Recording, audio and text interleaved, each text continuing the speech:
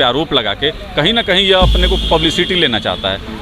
इनके दल के 5 सांसद मिल के भी 500 लोग को नहीं जुटा पाए स्वागत करने के लिए। और हाजीपुर में जाने के बाद जो जिस तरीके से हुआ आप लोग के सब सामने है।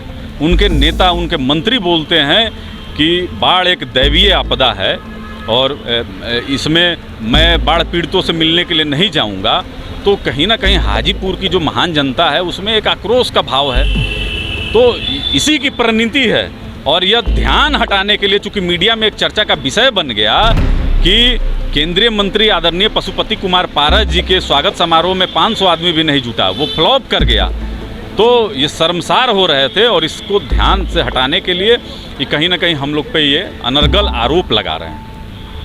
उन्होंने उस आवेदन के साथ एक अटैचमेंट भी आवेदन के साथ दिया है थाने में, जो एक लोक जनशक्ति पार्टी के अंदर चल रहे वर्चस्व की लड़ाई आज शास्त्री नगर थाने तक पहुंच गई है। एक गुट चाचा का है तो दूसरा भतीजे का है। चाचा के गुट की तरफ से केशव सिंह आज शास्त्री नगर थाना पहुंचे और उन्होंने साफ तौर पर चिराग पासवान के गुट पर यह आरोप लगाया है कि उनकी हत्या, यानी कि केशव सिंह की हत्या की साजिश चिराग पासवान के गुट की तरफ से चल रही है।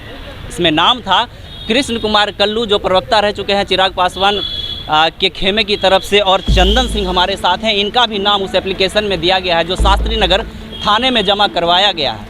तो आप पर एफआईआर करने की अब कवायद शुरू हो गई है। आप पर एफआईआर किया जा रहा है कि आप केशव सिंह की हत्या करवाने की साजिश रच रहे हैं। देखिए, ये कौन आदमी है इसको तो मैं जानता नहीं हूँ। अलबत्ता इसने जो केस किया है, देखिए एयरपोर्ट बहुत संवेदनशील जगह है, वहाँ जगह जगह कैमरे लगे हुए होते हैं और मेरे मोबाइल फ़ोन का भी लोकेशन आप देख सकते हैं।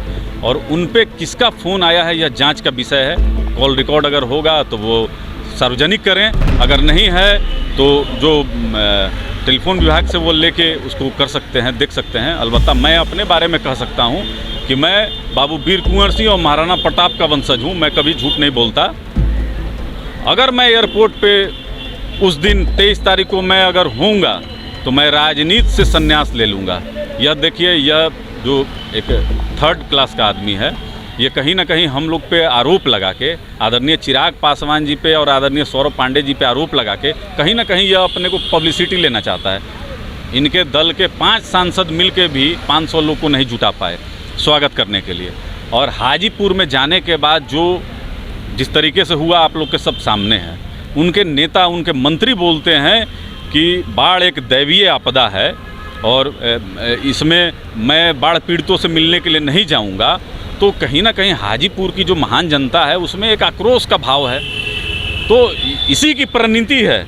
और यह ध्यान हटाने के लिए, चूँकि मीडिया में एक चर्चा का विषय बन गया कि केंद्रीय मंत्री आदरणीय पशुपति कुमार पारस जी के स्वागत समारोह में 500 आदमी भी नहीं जुटा, वो फ्लॉप कर गया।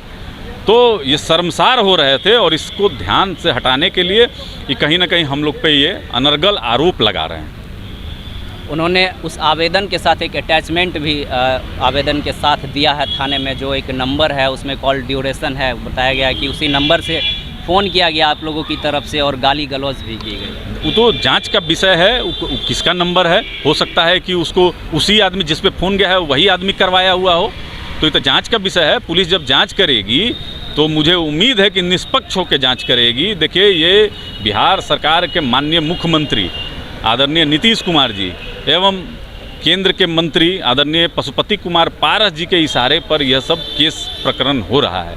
यह जानबूझकर हम लोग पे केस कराया जा रहा है, चूँकि हम लोग चिराग पासवान जी के सिपाही हैं और रात दिन हम लोग जो है बिहार के हक में और भ्रष्टाचार के खिलाफ आवाज़ उठाते रहते हैं। हमारी आवाज़ को दबाने के लिए और बंद करने के लिए यह हम लोग पे केस किया जा रहा है। उन्होंने यह आरोप लगाया है, एक बड़ा आरोप, कि मेरे बेटे ने एयरपोर्ट पर आपको और कल्लू को साजिश करते हुए सुना।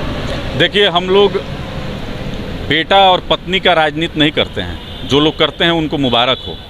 लेकिन मैं आपसे बस इतना ही स्पष्ट कह रहा हूं कि मैं अगर वहां साबित हो गया कि एयरपोर्ट पे था तो मैं राजनीति से संन्यास ले लूँगा। मैं क्षत्रिय हूं, कभी झूठ नहीं बोलूँगा। जमुई से चिराग पासवान जो है वो आते हैं और उन्होंने यह कहा है कि चिराग पासवान के संबंध कई नक्सलियों से भी है। इसमें कितनी सच्चाई है? अभी वो तालिबान से स्थापित करना बाकी है। नॉन पॉलिटिकल क्वेश्चन का कोई पॉलिटिकल आदमी तो जवाब दे नहीं सकता है। ये सब बेकार की बात है। आरोप तो आप पर लग गया है, अब आगे क्या करेंगे? आगे अगला स्टैंड आप लोग का क्या होगा? क्या उस पर कोई कार्रवाई करेंगे, मानहानि? देखिए हम लोग क्षत्रिय हैं, ठीक है। जब लड़ाई में जब डट जाते हैं तो फिर पीछे नहीं देखते हैं, आगे जो होगा देखा जाएगा। तो ये थे हमारी तरफ से चिराग पासवान के खेमे से चंदन सिंह थे हमारे साथ, और इन्होंने साफ तौर पर यह कह दिया है कि कौन है वो जो हमारे खिलाफ शास्त्री नगर थाने पहुंचा। इन्होंने पहचानने से भी इनकार कर दिया, और साफ तौर पर इन्होंने कहा है कि चिराग पासवान जो है वो हमारे नेता है और हम लोग ऐसी गिरी हुई राजनीति नहीं करते हैं। इन्होंने अपना स्टैंड क्लियर कर दिया।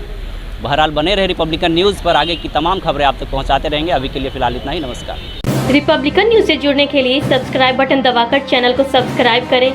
नोटिफिकेशन प्राप्त करने के लिए यहाँ बेल को दबाएं।